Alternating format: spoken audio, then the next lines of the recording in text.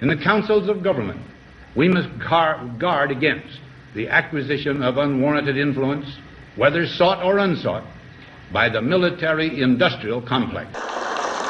But I do ask every publisher, every editor, and every newsman in the nation to re-examine his own standards and to recognize the nature of our country's peril. In time of war, the government and the press have customarily joined in an effort based largely on self-discipline to prevent unauthorized disclosures to the enemy. In times of clear and present danger, the courts have held that even the privileged rights of the First Amendment must yield to the public's need for national security. Today, no war has been declared, and however fierce the struggle may be, it may never be declared in the traditional fashion. Our way of life is under attack. Those who make themselves our enemy are advancing around the globe. The survival of our friends is in danger, and yet no war has been declared. No borders have been crossed by marching troops. No missiles have been fired. If the press is awaiting a declaration of war before it imposes the self-discipline of combat conditions, then I can only say that no war ever posed a greater threat to our security. If you are awaiting a finding of clear and present danger, then I can only say that the danger has never been more clear, and its presence has never been more imminent. It's time to recognize that we've come to a turning point. We're threatened with an economic calamity of tremendous proportions, and the old business-as-usual treatment can't save us. Together, we must chart a different course. We must increase productivity. That means making it possible for industry to modernize and make use of the technology which we ourselves invented. That means putting Americans back to work, and that means, above all, bringing government spending back within government revenues, which is the only way, together with increased productivity, that we can reduce and, yes, eliminate inflation. The only thing that can stop this corrupt machine is you. The only force strong enough to save our country is us. The only people brave enough to vote out this corrupt establishment is you, the American people. I'm doing this for the people and for the movement, and we will take back this country for you, and we will make America great again.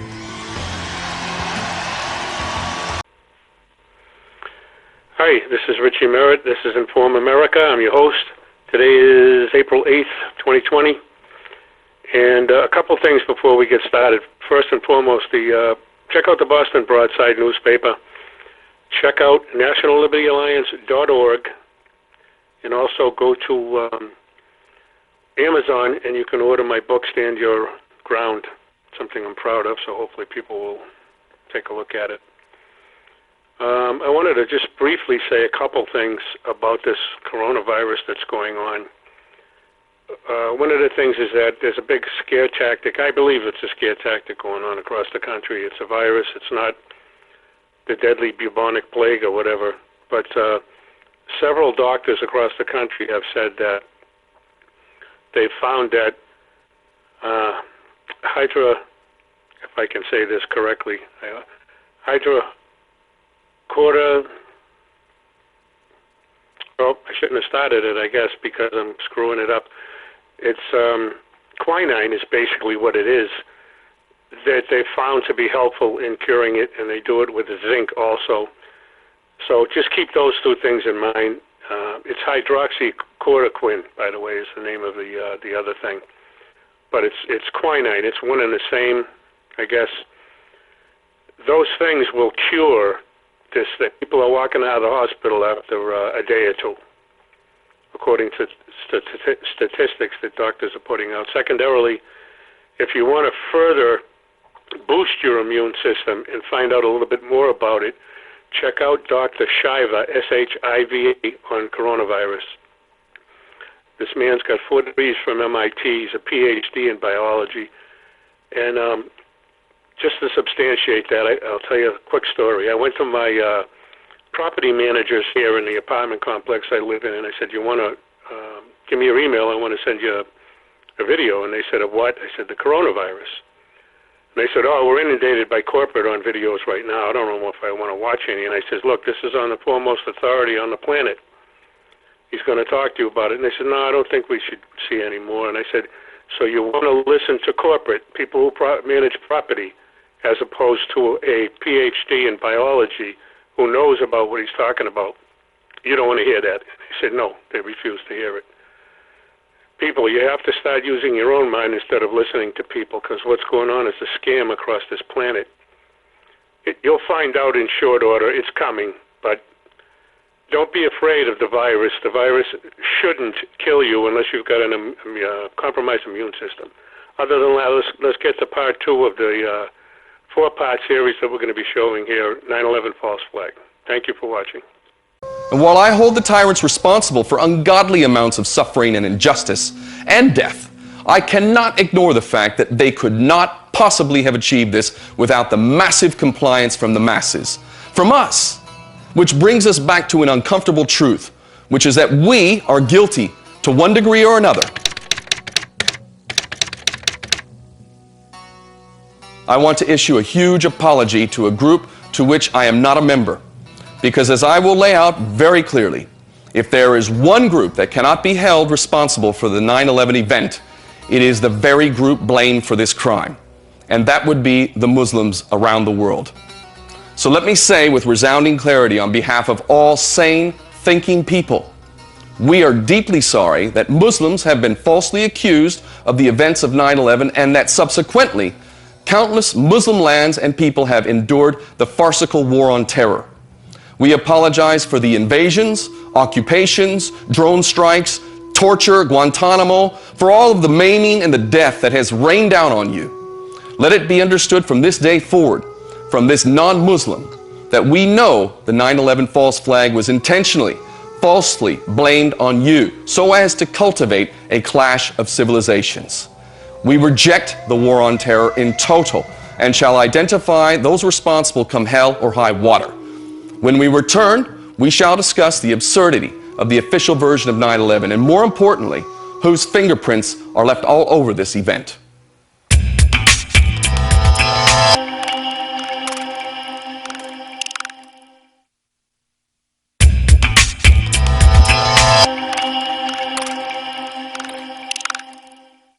The official version of 9/11. Here's a brief description of the official version. 19 hijackers, mostly of Saudi origin, were headed by a lead hijacker named Mohammed Atta. The hijackers received flight school training for small, single and twin-engine airplanes at various flight schools in the United States. These hijackers were directed by al-Qaeda leader Osama bin Laden, who lived in caves in Afghanistan while requiring dialysis to survive. Together, they managed to outwit the entire defense systems of America, despite the fact that in 2001 the United States invested more money and resources in defense than just about every other nation on the planet combined.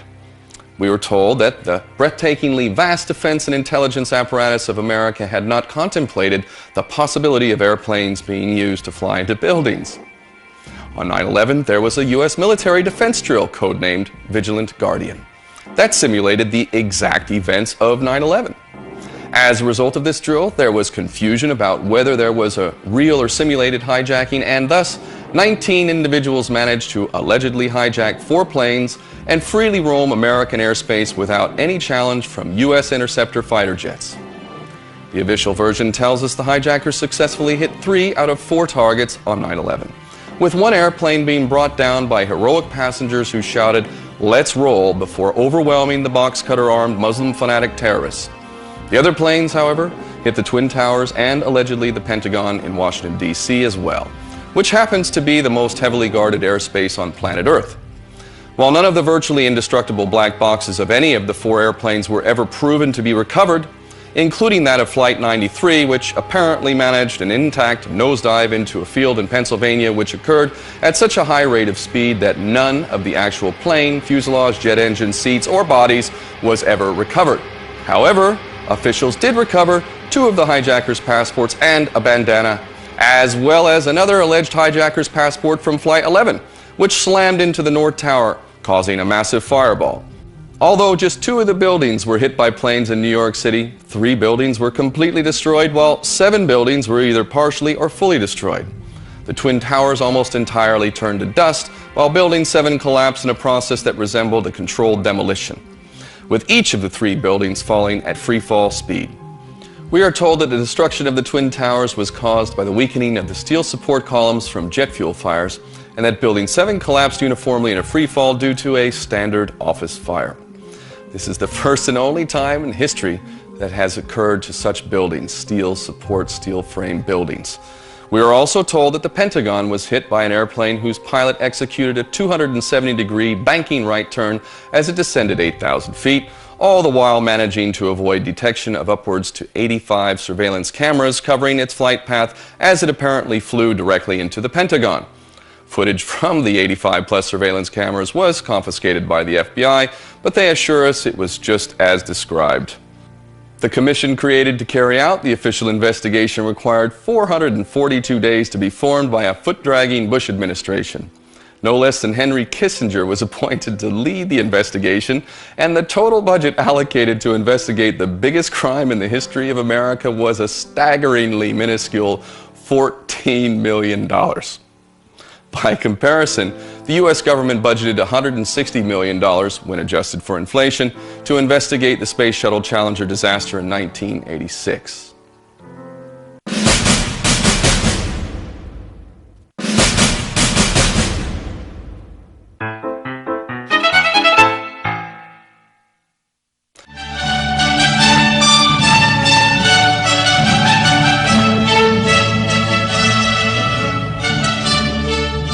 On the morning of September 11, 2001, 19 men armed with box cutters, directed by a man on dialysis in a cave fortress halfway around the world, using a satellite phone and a laptop, directed the most sophisticated penetration of the most heavily defended airspace in the world, overpowering the passengers and the military combat-trained pilots on 4 commercial aircraft before flying those planes wildly off course for over an hour without being molested by a single fighter interceptor. These 19 hijackers, devout religious fundamentalists who like to drink alcohol, snort cocaine, and live with pink-haired strippers, managed to knock down 3 buildings with 2 planes in New York, while in Washington, a pilot who couldn't handle a single-engine Cessna was able to fly a 757 in an 8,000-foot descending 270-degree corkscrew turn to come exactly level with the ground, hitting the Pentagon and the Budget Analyst Office, where DoD staffers were working on the mystery of the $2.3 trillion that Defense Secretary Donald Rumsfeld had announced missing from the Pentagon's coffers in a press conference the day before, on September 10th, 2001. Luckily, the news anchors knew who did it within minutes. Osama bin Laden. The pundits knew within hours. Osama bin Laden. The administration knew within the day. Terrorists who committed these acts and those who harbor them. And the evidence literally fell into the FBI's lap. That a hijacker's passport was found blocks from the World Trade Center crash site, if you can believe that. But for some reason, a bunch of crazy conspiracy theorists demanded an investigation into the greatest attack on American soil in history. That investigation was delayed, underfunded, set up to fail, a conflict of interest, and a cover-up from start to finish. It was based on testimony extracted through torture, the records of which were destroyed. It failed to mention the existence of WTC-7, Able Danger, P-TECH, Sibel Edmonds, OBL and the CIA, and the drills of hijacked aircraft being flown into buildings that were being simulated at the precise same time that those events were actually happening. It was lied to by the Pentagon, the CIA, the Bush administration, and as for Bush and Cheney, well, no one knows what they told it because they testified in secret, off the record, not under oath, and behind closed doors. It didn't bother to look at who funded the attacks because that question is ultimately of little practical significance. Still, the 9/11 Commission did brilliantly, answering all of the questions the public had, except most of the victims' family members' questions, and pinned blame on all the people responsible, although no one so much as lost their job, determining the attacks were failure of imagination. Because Nobody in our government, at least, and I don't think the prior government that could envision flying airplanes into buildings. Except the Pentagon, FEMA, NORAD, and the NRO. The DIA destroyed 2.5 terabytes of data on Able Danger, but that's okay because it probably wasn't important. The SEC destroyed their records on the investigation into the insider trading before the attacks, but that's okay because destroying the records of the largest investigation in SEC history is just part of routine record keeping. NIST has classified the data that they used for their model of WTC-7's collapse, but that's okay because knowing how they made their model of the collapse would jeopardize public safety. The FBI has argued that all material related to their investigation of 9/11 should be kept secret from the public, but that's okay because the FBI probably has nothing to hide. This man never existed, Nor is anything he had to say worthy of your attention, and if you say otherwise, you are a paranoid conspiracy theorist and deserve to be shunned by all of humanity. Likewise him, and her, and her, and her, and him. Osama bin Laden lived in a cave fortress in the hills of Afghanistan, but somehow got away. Then he was hiding out in Tora Bora, but somehow got away. Then he lived in Abbottabad for years, taunting the most comprehensive intelligence dragnet employing the most sophisticated technology in the history of the world for a decade, releasing video after video with complete impunity and getting younger and younger as he did so, before finally being found in a daring SEAL team raid which wasn't recorded on video, in which he didn't resist or use his wife as a human shield, and in which these crack special forces operatives panicked and killed this unarmed man, supposedly the best source of intelligence about those dastardly terrorists on the entire planet. Then they dumped his body in the ocean before telling anyone about it. Then a couple dozen of that team's members died in a helicopter crash in Afghanistan. This is the story of 9/11, brought to you by the media which told you the hard truths about... His head could be seen to move violently forward. And... They took the babies out of the incubators. And... Mobile production facilities. And... The rescue of Jessica Lynch.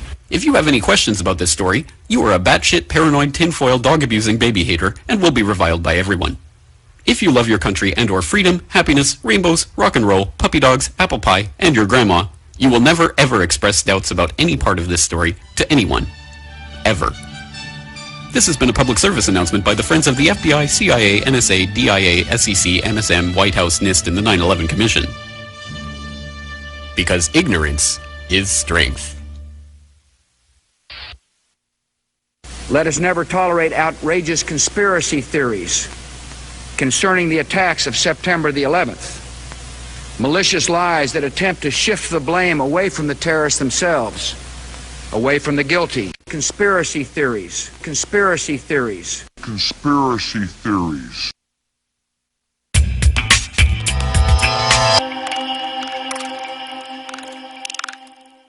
The official version of 9/11 is a terribly bad B movie.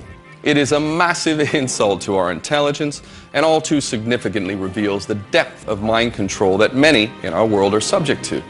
All too ironically, those of us who are not so brain dead as to believe the official version are called conspiracy theorists, despite the obvious fact that the official version of 9/11 is in fact, you guessed it, a conspiracy.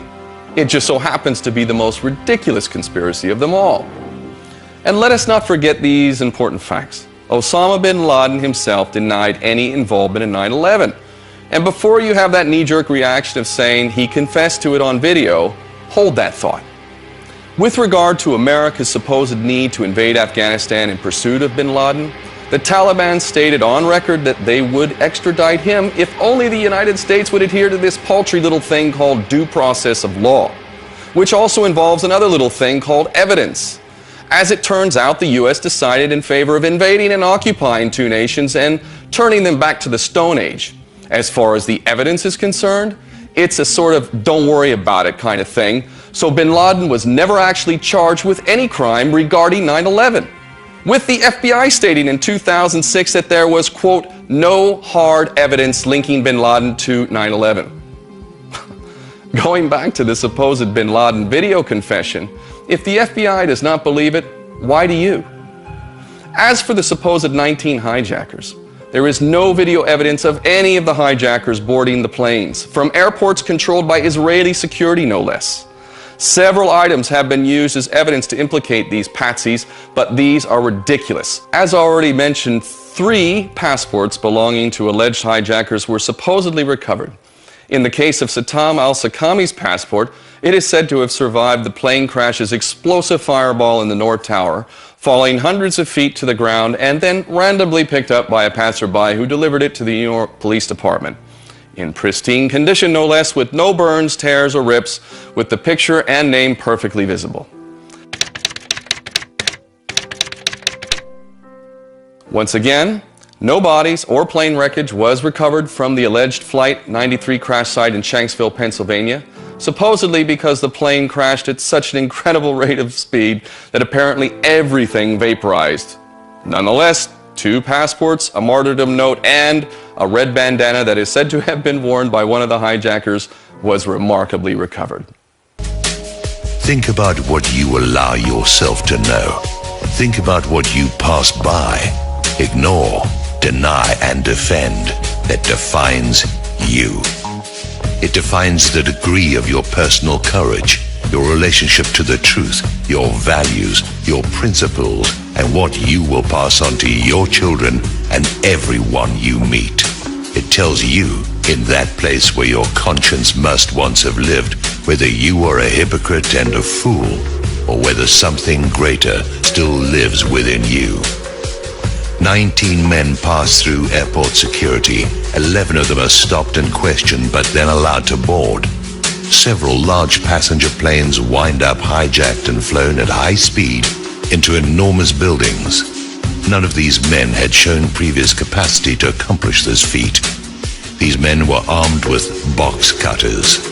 No jet fighters were scrambled to intercept these planes, although the authorities in charge of such actions knew immediately what was happening. Airport traffic controllers were ordered to destroy all recorded evidence of the event. Some of them physically broke the CDs and scattered the pieces into different trash containers at the airports. Within hours, 3 of the biggest buildings in the city, buildings designed to absorb the impact of the very planes which hit them, all crumbled into their own footprints at the speed of free fall. It was said that the fire, which burned below the melting point of steel, caused this to happen. No fire in history had previously accomplished such a thing. Not once. Previous fires had burned hotter and longer, yet no building fell. Now, 3 have fallen in one day. Months later, the wreckage burned white hot beneath the surface, and clear cuts and support beams were photographed. A passport from one of the hijackers appears on a city street, undamaged. Cars are discovered at airports with flight training videos and Qurans. Apparently the men, who were deeply religious enough to give their lives to attack these buildings, thought nothing of leaving their sacred texts behind. Some weeks later, 7 of the alleged hijackers are found to be alive in their native countries. Some days earlier, some of these men were observed drinking and having lap dances in a Florida bar. This sort of behavior is not normal for such men as these. Around the same time, the ringleader of these men and some associates were observed by the FBI boarding a gambling boat belonging to Jack Abramoff. These men were tracked to Las Vegas and watched by the FBI, yet they passed through the airport security checkpoints. Even though 11 of them were stopped and questioned, they still boarded. On the day of the event, several men were observed videotaping the attack as it happened. They were seen to be dancing and celebrating as well. The police stopped and arrested them. They were found to be Mossad agents. Sometime later, they were quietly released and returned to their home country with no reasons given. The men videotaping and celebrating had to have known about the attack in advance in order to have been in a position to film it. Members of the bin Laden family, the man accused of masterminding the attack, were immediately flown out of the country. Bin Laden denied any connection to this attack. Direct evidence of this exists, and no evidence of his admitting his involvement exists. All of this is fabrication and hearsay. No one can present such information other than one fabricated video that was proven false by the world's leading forensic experts in Switzerland. Many insist it is true, but no one has such evidence. Go look. Show it to me. As a result of this event, major wars have been launched. Over 1 million people have died, with nearly another 5 million displaced. An investigation was launched into the event against the wishes of the president and vice president, and rubber-stamped with pre-dawn conclusions, even though the evidence did not support these conclusions. The wreckage was gathered together and shipped overseas. No one was allowed to investigate it. In every event in New York City, in a Pennsylvania field, at the Pentagon, all of the evidence is contradictory. The amount of evidence on every level that directly refutes what we have been told fills thousands of pages. Meanwhile, the administration and the Congress belligerently oppose any inquiry into the matter. People in government who have questioned the official story have been fired from their jobs or driven from office by the very party they are a member of. University professors are fired for discussing it. Major websites composed of experts in their fields are ignored and even censured. Casual investigation of who benefited and who engineered actions of global impact based on official 911 findings all lead to the same parties. It is incontrovertibly true that one organization, PNAC, called for an attack on American soil in order to facilitate what followed. Members of this organization held key positions in and around the present administration. Therefore, here is what you must know, given that the official story is patently absurd. Anyone who promotes the official story, who accepts the official story, who oppresses those who doubt the official story, who does not question the official story, is involved or too stupid to pat their head and chew gum at the same time. Any presidential candidate who does not dispute the official story is a traitor to their nation and a tool of those who accomplished this attack. It all comes down to 911. Everything that has happened based on a lie. Everyone in government, in the media, in entertainment, in organized religion, in the public eye, and in the public who accepts and promotes the official story is either a traitor or a tool. Everyone who does not stand forth and speak truth to power is a coward, a liar, and complicit in mass murder. Everyone, everywhere can be measured according to this litmus test.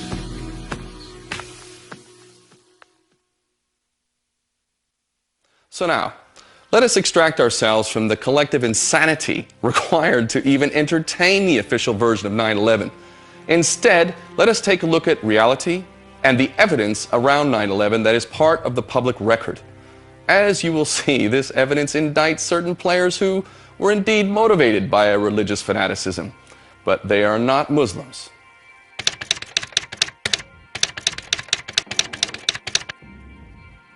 First off, let us acknowledge the obvious. The U.S. government has done everything in its power to pervert the course of justice, and that in itself is a major crime, given the mass murder they continue to cover up. So this fact alone indicts the U.S. government. Aside from that, the odds of a drill simulating the exact events of the actual reality occurring as pure coincidence is like a fairy story. With no disrespect to those who believe in fairies, because I myself accept the existence of fairies as a far more likely possibility than the myriad of coincidences that officially occurred regarding 9/11. Speaking of coincidences, imagine that you are a Jewish billionaire businessman named Larry Silverstein, and that you have set your sights on acquiring some of the most expensive real estate in the world, specifically the World Trade Center complex with its crown jewels known as the Twin Towers. However, there's a bit of a problem. The Twin Towers were full of cancer-causing asbestos, and the cost estimates for removal of the asbestos range from the low billions to the tens of billions. Far, far more than the outdated, half-empty Twin Towers were worth.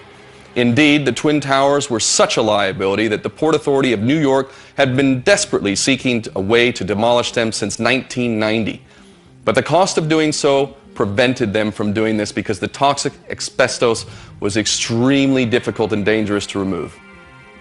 On May 14th, 2001, 4 months before 9/11, the Port Authority lost a lawsuit that meant it was on the hook to remove that asbestos. The head of the Port Authority was Louis Eisenberg, and he personally oversaw the privatization that led to Larry Silverstein and Frank Lowy obtaining the 99-year lease for the towers on July 24th, 2001, just 6 weeks before 9/11. But Silverstein demanded and got $3.5 billion worth of insurance payable in cash if the towers were destroyed. Now, the fact that Silverstein was close friends with Benjamin Netanyahu, or that he skipped his daily breakfast at the Windows on the World restaurant located on the 107th floor of the North Tower on 9/11, or that his son and daughter also happened to be unexpectedly absent